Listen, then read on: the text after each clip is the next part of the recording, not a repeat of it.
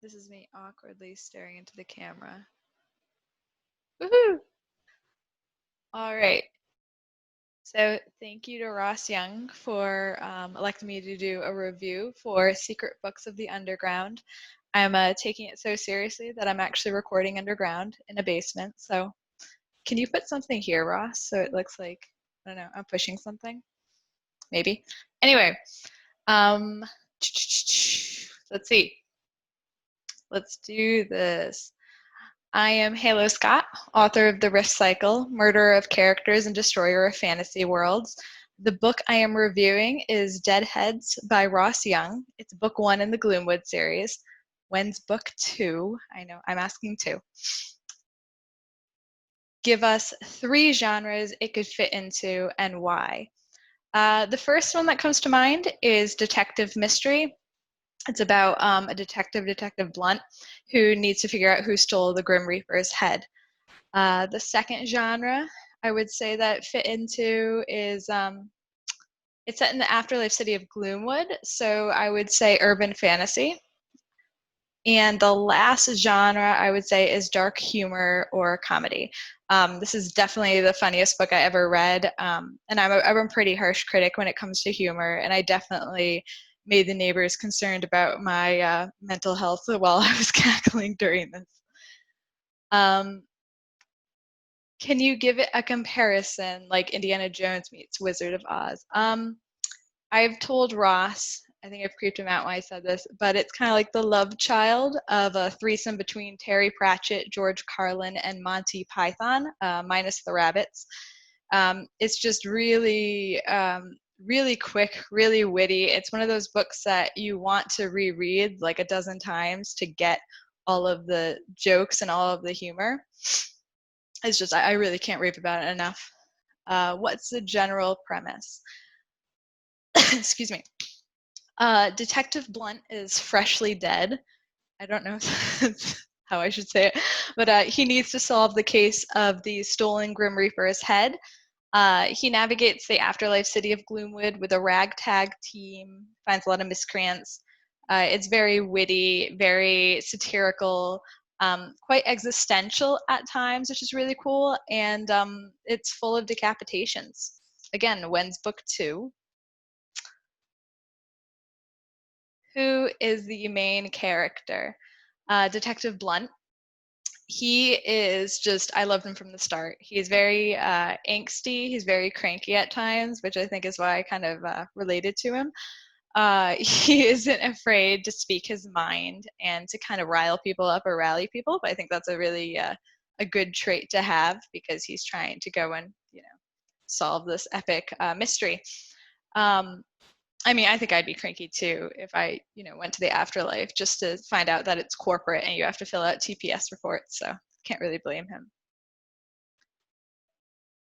Who was your favorite side character? It's not really one in particular, but everyone who is part of the Gloomwood Youth Order was really, really cool. I don't want to give too much away, but I really liked the ideas of the idea of kids not being kids and of appearance not reflecting age. So I thought that was a really unique concept I hadn't seen done, I don't think anywhere else, especially not in this way and not this well. Deep and meaningful or light and fluffy? This one's hard because I think initially I kind of wanted to say that it was deep and meaningful, which it is, and it has a lot of the satire is kind of laced with deeper kind of concepts. But it's also, there are moments of levity throughout, and I just, like I said, I basically laughed from start to finish. So yeah, I guess there's darkness and there's humor. I don't think I'd call it fluffy. Maybe deep and meaningful and light at times would probably be the best. My favorite thing about the book, I mean, I know I've said this before, but it's really just, it's so witty, and I cackled so many times reading it. And like I said, I don't laugh easy. I'm kind of that person at the party that like someone will tell a joke and I'll nod and kind of, try to not make them feel bad. But this one, I was just laughing throughout. Who would you recommend it to? Everyone, basically. Fans of dry British humor. I feel like if you made dry British humor into a person, it would be Ross Young. Like if you wanted a walking, talking, corporeal representation of dry British humor, it would be him. Which is why I often said I want to harvest his brain, creepily. But yeah, no, it's really such an epitome of that style of humor. And if you, like me, have just loved, like I said, Monty Python, it's really just phenomenal. Who should think carefully before reading? It's a bit dark at times, but nothing most people shouldn't be able to handle. I mean, then again, this is me talking, so I don't know if I'm really a good judge. But there wasn't anything that I don't think there's anything that would trigger anyone necessarily. What's your final word on it? An easy 5 stars, really. I mean, it's one of those books that you read the first page and you know it's special and you know it's going to just stay with you. You know, you'll remember it forever. So I would say for anyone who wants to laugh, for anyone who wants to disturb their neighbors by how much they're laughing, just pick it up and give it a try. Okay, here's the shameless bit. My book is Edge of the Breach. It's the first book in the Rift cycle. What's it about? The kind of elevator pitch is about a post-apocalyptic world where season of birth determines power. It's really a story of light and dark and what it takes to be each, and you know the really the gray areas between them. Who is the main character? Kiter and Rune are the dueling point of views. Kiter is a psychopath, or at least he likes to think he is. And Rune tries to be a good person. They collide many times, basically. I think it's interesting to me the quote unquote evil people pick up in Rune and the good people pick up in Kiter when I kind of wrote them to be opposite. Can you give us a comparison? It's been compared to Star Wars on crack, basically. So, like, if George Lucas had an aneurysm while chugging liquid sugar and decided to write down his near-death experience, I think that's probably the closest. It's also, I got a lot of inspiration from the Red Rising series from Pierce Brown. Why did I write it? It was really kind of the story I wanted to read. It goes to some really dark places that I hadn't seen other stories that I had read up to that point.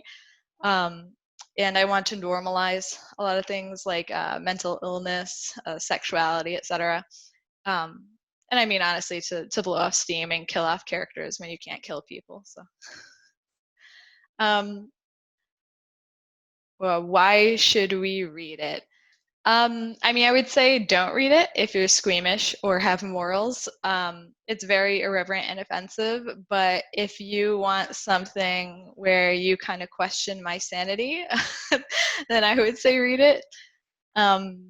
Yeah, so thank you to Ross for doing this. If you haven't checked out his book, Deadheads, please do so. It's phenomenal. And follow him and stalk him on Twitter. He's just lovely.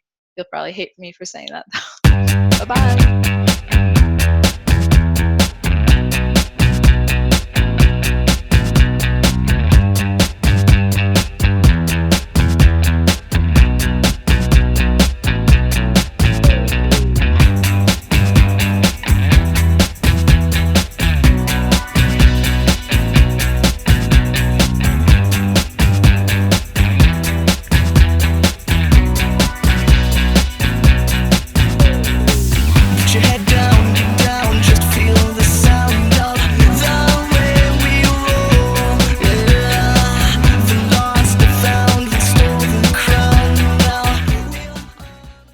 If you want to be on Secret Books, all you need to have is a book you've read and preferably liked, and a book yourself that you would like other people to hear about. And then you can just get in touch with me via Twitter. It's Ink Disregarded at Twitter is my handle. That I will put that on the screen. I don't know where I'll put that on the screen. And that's it. It's really simple. It's you talking to your own camera. You can film it whenever you want. Then all you have to do is send me the file and I'll do the rest of the work. And then your review and your little promo will be ready to go. Okay, thanks.